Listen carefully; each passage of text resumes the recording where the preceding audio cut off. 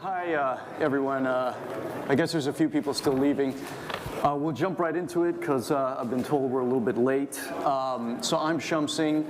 I recognize a number of people in the audience, so I'll be brief about who I am. So I'm the founder and MD of Agnitio Capital, which is a fully regulated investment bank based here in London and in Seattle. My business partner is sitting right over there, David Bloom, the very affable silver-haired gentleman right there. We basically exclusively focus on the games industry, primarily conducting M&A transactions. We've had the privilege of working with Robby on one transaction 3 years ago, Tickets, which we'll get into later in the discussion.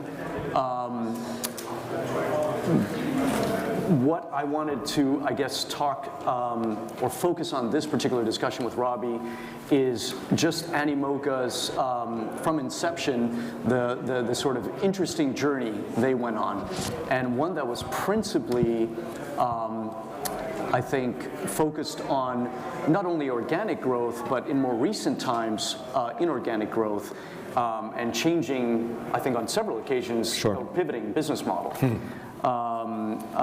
And what I think is really interesting is they had a pretty wild ride. Yes. And now we're it's a nice euphemism. Well, battle scars, whatever you call it, right? Exactly. But I think now is in a position of, it's kind of back to a nice growth trajectory. Yes. But one thing that I really find interesting, not only as an M&A banker, but also as an avid game industry enthusiast and reading all about the news, is how active Animoca has been, not only in terms of M&A, but also in terms of investments. Yes. And I think also for the audience, and maybe some people might be a little bit confused about what does Animoca really encompass. Is it games? Is it mobile games? Is it blockchain? Because obviously you've been pioneering that space. Yes.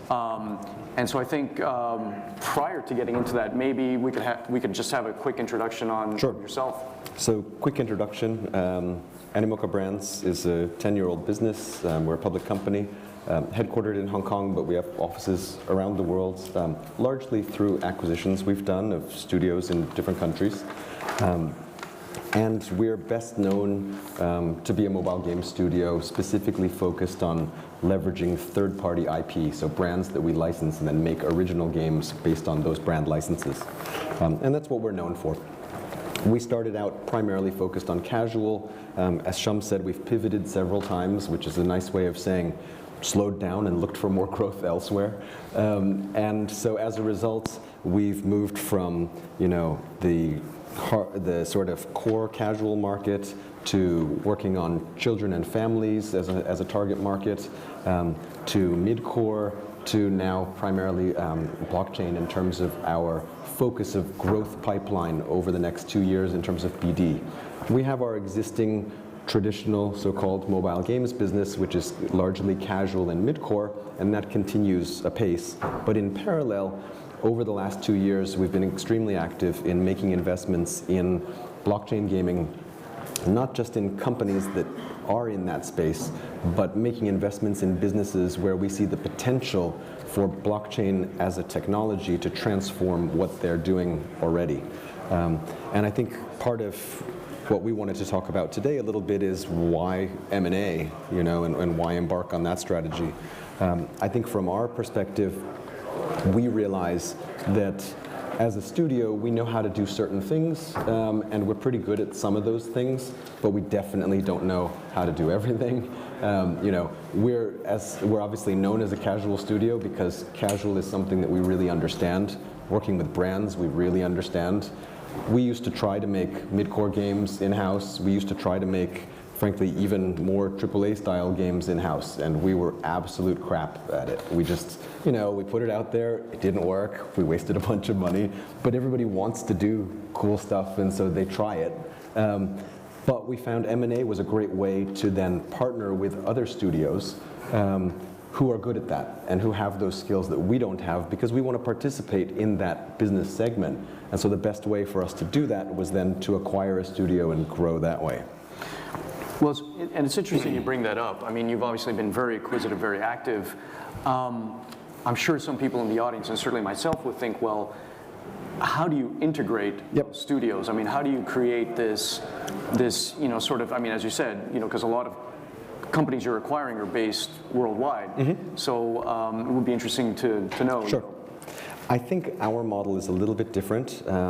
A lot of companies that are more acquisition driven tend to be very large companies that are looking for growth beyond their core business, because their core business, once you hit a certain size, growing 10% a year is a really big deal in raw number terms. So they look for bolt-on acquisitions for growth. That's not so much our business. We're still a small to medium-sized company. And I think we found a sweet spot in working with other small studios. What you could call indies, meaning studios that are anywhere from 6 to 30 people in size. And that's kind of our sweet spot, because we're very familiar with that area.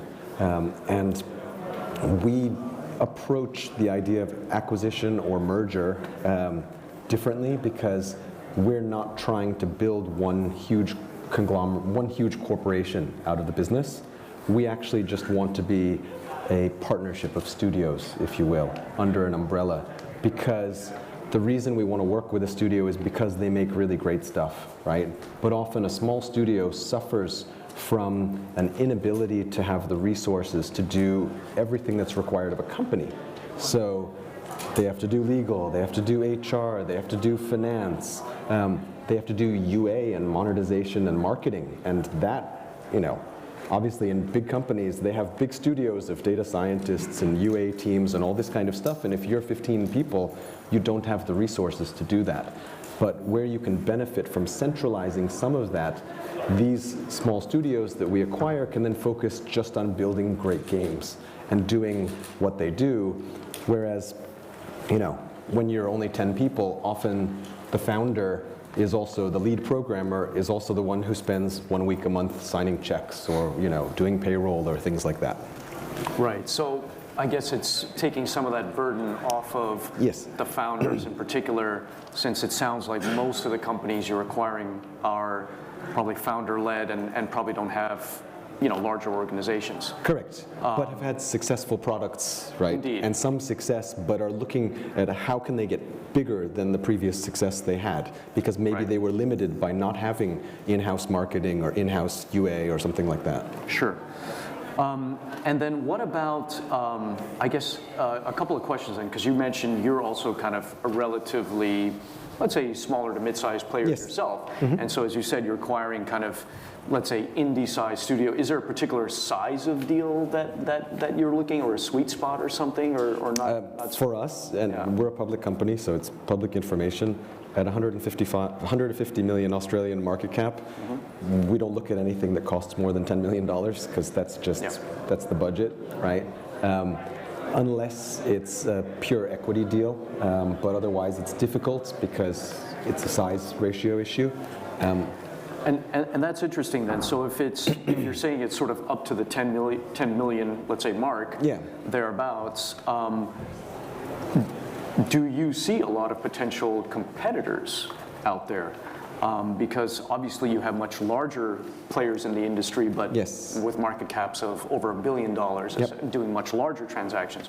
So I'm guessing at where you're looking for opportunities, you're I even wonder if there's someone out there that is competing with you. I'd like to think there isn't anybody. I think there is competition, but there's not much, because frankly, if you're a multi-billion-dollar company, you're not going to want to bolt on an extra $2 million in profits, because it doesn't really move the needle, and you've got to pay your M&A team too high salaries for that to make sense. So we're trying to actually take advantage of being one of the few players in this sort of middle market segment. Right. And then I'm just curious then, are you principally making more acquisitions on the game side, or are you also aiming to do that on the blockchain side of your business? So the blockchain side is games. It's just games. Right. But in terms of blockchain gaming, what we've really focused on as a strategy is to leverage our experience with branded IP. So biz dev in blockchain gaming typically revolves around identifying either great IP from a brand standpoint. So, for example, studios that are already working with branded IP that we think would really be enhanced by the idea of having digital collectibles in the product.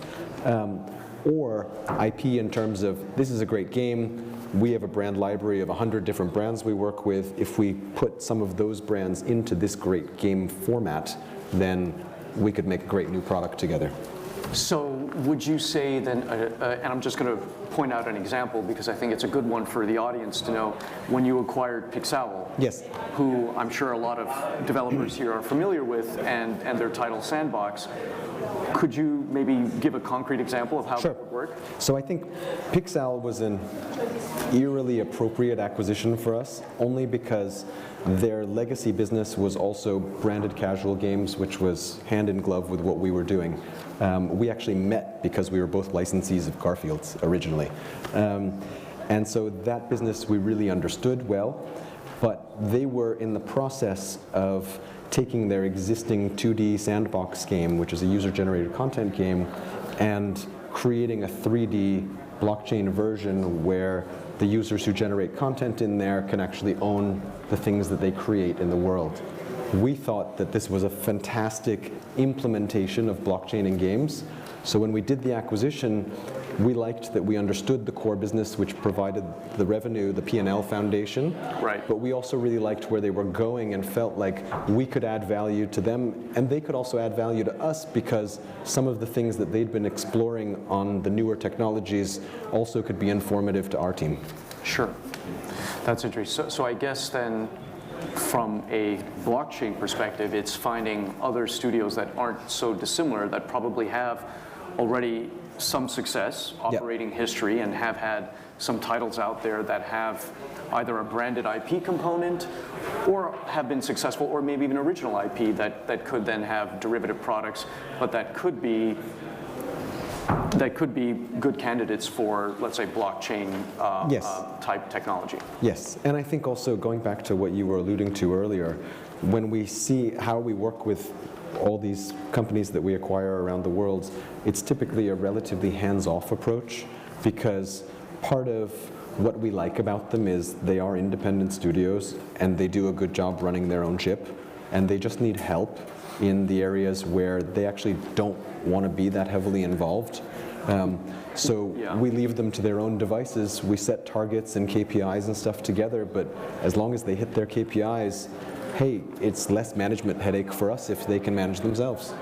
Yeah, no, that's a really important point, because a lot of the companies that we've represented, in fact, when we sold TickBits to you guys, a very important point for the founders was, can we maintain autonomy? Can we still have the creative freedom to build the games that we really want to develop? Yes. So I think, you know. Yeah, and I think, and TickBits is a perfect case, and it's too bad they're not here so that we could point to them and say, hey, see how happy you are? Yeah. But it worked out really well, because also I think from a structural point of view, we structured the transaction with earnouts and incentives over a multi-year period, and they hit all their targets. And I think that's the best outcome for everybody, because although the deal cost us more because we paid more because of their success, they were successful. And so we all benefited, and we're more than happy to pay for it because they were successful and they beat their numbers. And they continue to be successful. Yes, exactly. So thinking ahead, where do you see Animoca in, let's say, 2 to 3 years' time? I know it's very difficult to forecast. Sure. But do you see yourselves continuing with the same strategy, being opportunistic and finding, kind of developers that fit, let's say, into that strategy, that have a certain,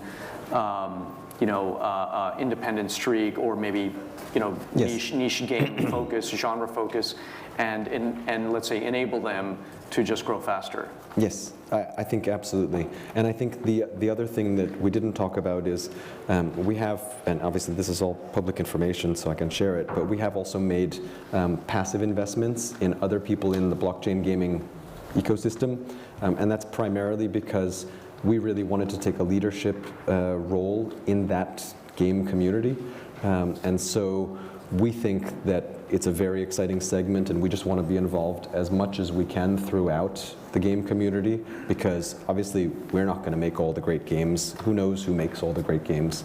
But if we can partner, even as a passive investor, with all the best of breed developers in that segment, that's great. It brings us closer together because we partner. And for those of you who know about non-fungible tokens, which is the area we're focusing on, interoperability between games is a critical added value that we're going to give players. So for all of us to work together and cooperate as a community becomes very important. Right. I think that's a pretty good. I wanted to definitely leave some time open to Q&A. So yeah, unfortunately, I think we're out of time. Oh, but, really? yeah, sorry about that. But Robby, you'll be around the show if anybody has any questions. Is that right? Yes. Yes. Absolutely. Okay. So if you give a round of applause to Robby and Shum. Thank you, everyone. I was trying to be quick.